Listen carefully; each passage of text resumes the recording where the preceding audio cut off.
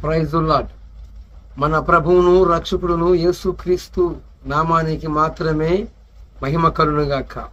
ప్రభువునందు దేవుని బిడ్డలారా, మరి ఈరోజు ముందుగా నా హృదయపూర్వక వందనాలు తెలియజేస్తున్నాను. అంత మాత్రమే గాక మీ కుటుంబాలకి శాంతి సమాధానాలు అనుగ్రహింపబడునుగాక. మీ కుటుంబానికి ఇంకను రక్షణ లేకపోతే రక్షణ యేసయ్య అనుగ్రహించి మీ జ్ఞానేంద్రాలు వెలిగించునుగాక. ఆమేన్. ప్రభువునందు దేవుని బిడ్డలారా, ఈరోజు మనము మన యొక్క ఇండియా పరిస్థితి, భారతదేశ పరిస్థితి చూస్తూ ఉంటే రెండవ శ్రీలంక అయిపోయిద్దేమో అని ఆందోళనగా భయముగా ఉన్నది. ఎందుకు అంటే, ప్రభువునందు దేవుని బిడ్డలారా, నేను ఆ మాట ఎందుకు చెప్పాను అంటే, ముందుల దేవుని పరిశుద్ధ గ్రంథమైన బైబిల్ గ్రంథములో మరి లేఖనములు ఏం చెప్తున్నాయో, దేవుని మాట ఏం తెలియజేస్తుందో మనము మొదటిగా చూసుకుందాం. రెండవ రాజుల గ్రంథము మరి 7వ అధ్యాయము 18వ వచనములో ఒక గొప్ప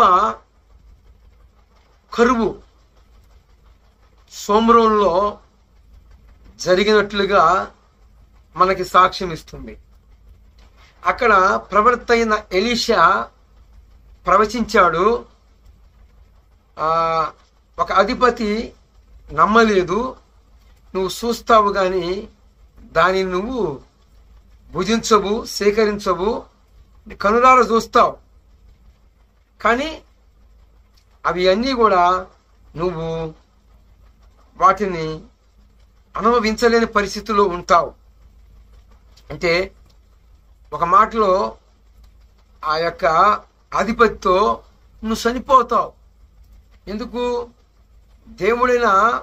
దేవుని వాక్కుని నిర్లక్ష్యం చేశావు, చెప్పిన మాటని మరి విశ్వసించి వినలేకపోయావు.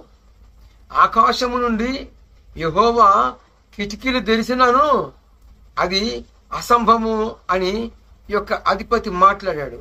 ఆ మాటను బట్టి వెంటనే ఎలీషా, నువ్వు కనులారా చూస్తావు, వింటావు, కానీ దానిని స్వీకరించటము నీ తరము కాదు అంటే చెప్పుగానే చెప్పాడు, నువ్వు చనిపోతావు అన్నట్లుగా. ప్రభువునందు దేవుని బిడ్డలారా, ఈ మాట నేనెందుకు ప్రస్తావించానంటే, ఇది చాలా అవసరమైన మాట. ఒకటి, దైవ సేవకుని మాటను వినడం పోకుండా వినలేదు. ఆ వినని కారణాన్ని బట్టి ఆ అధిపతి ఏమయ్యాడు అంటే చనిపోయాడు. ఆ యొక్క అధిపతి చెవులారా విన్నాడు, కనులారా చూశాడు, వాటిని అనుభవించలేని పరిస్థితి. ఎందుకు?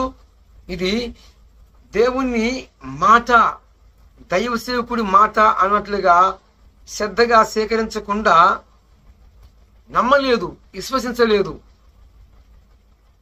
ఈ యోతువును బట్టి అతడు మరి దేవుని మాటని వినలేని కారణాన్ని బట్టి మరి అతడు మరణమైపోయాడు.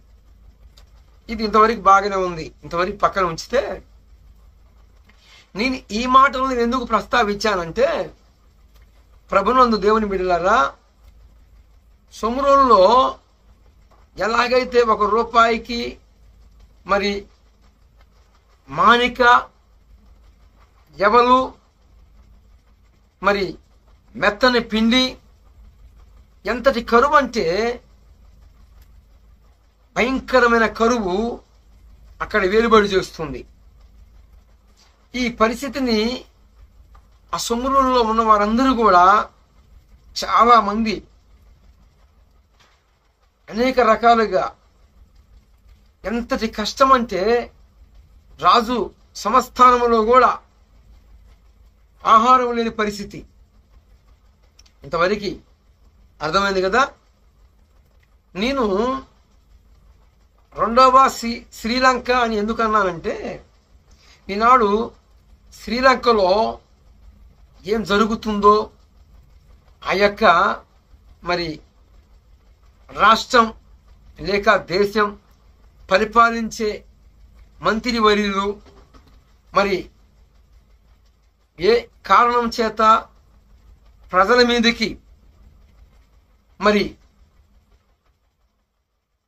ఆహారము తినే ధాన్యం కానుంచి, రైస్ కానుంచి, మరి బియ్యము కానుంచి అనేక వస్తువులు కొనాలి అంటే ఈనాడు శ్రీలంకలో 1 కేజీ బియ్యము మన దగ్గర ఇండియాలో ఇప్పుడు 1 కేజీ బియ్యము మరి 17 రూపాయలు లేదా 80 రూపాయలు మహా అయితే.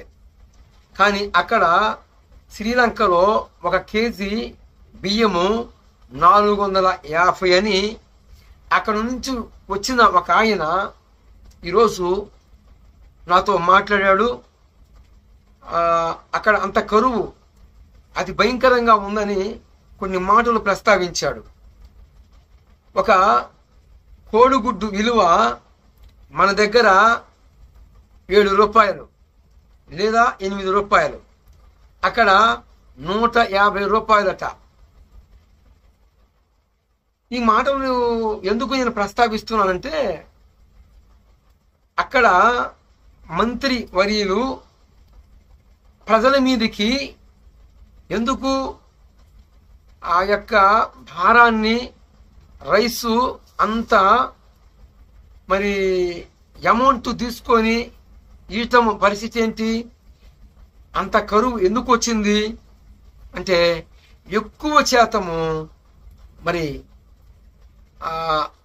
అప్పులు, దేశం మీద అప్పులు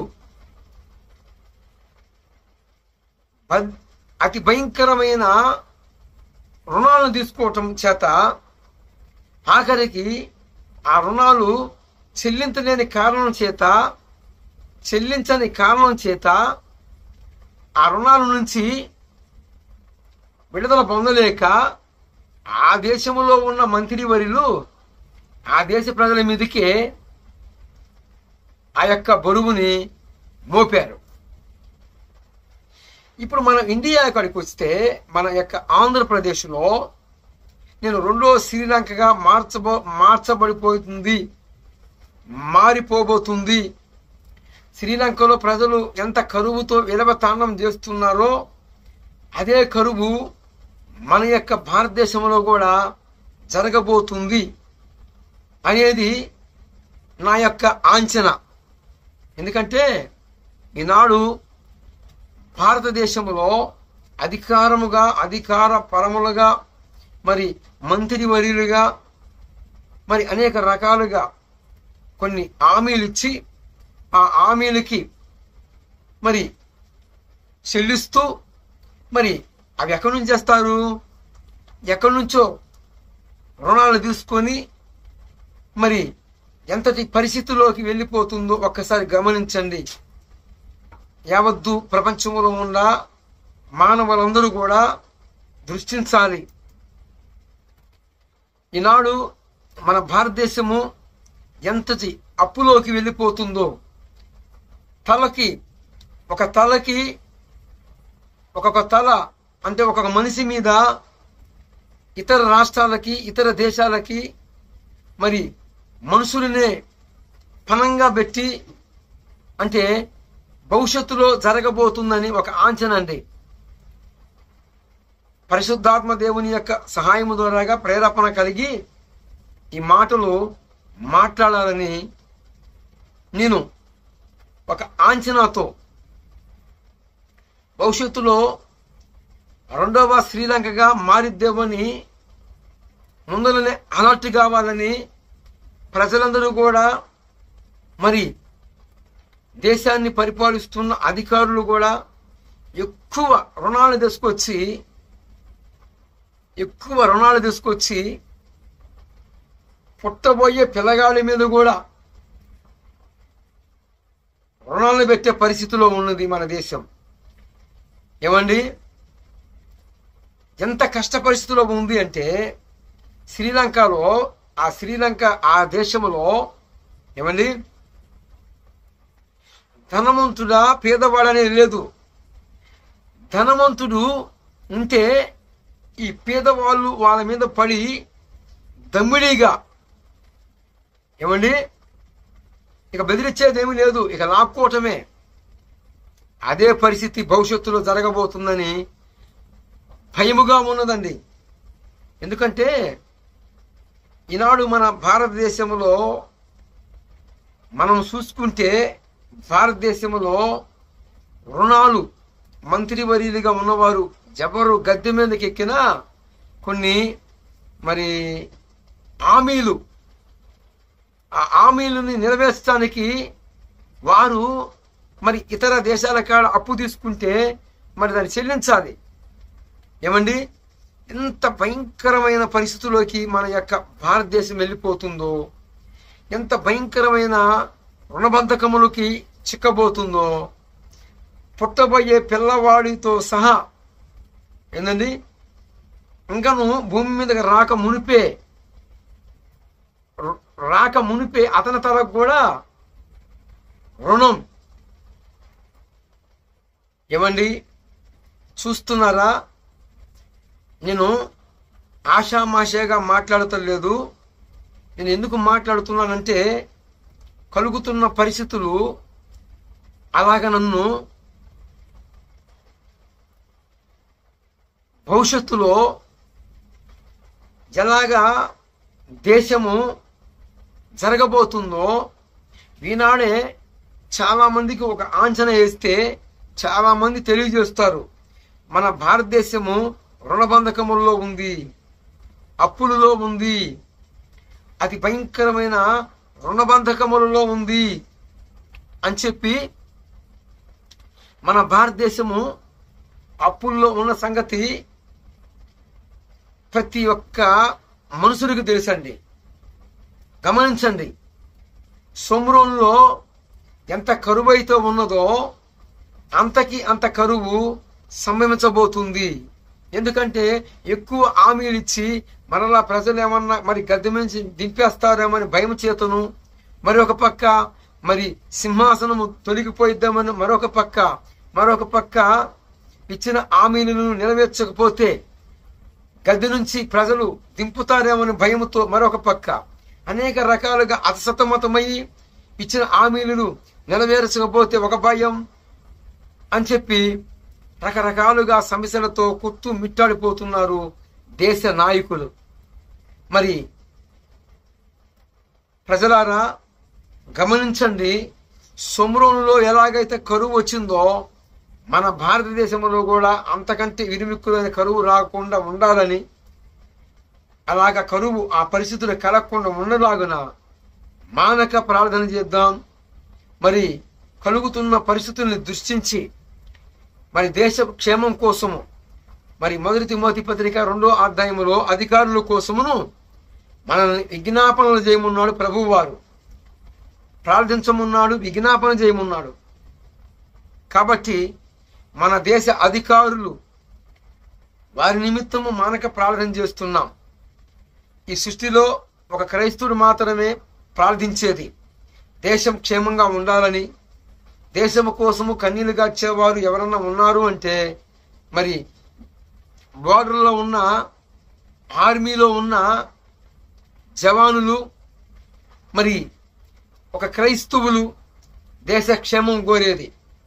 కాబట్టి ప్రభునందు దేవుని బిడ్డలారా, మరి రెండవ శ్రీలంక కాకున్నట్లుగా మనం మానక ప్రార్థన చేద్దాం.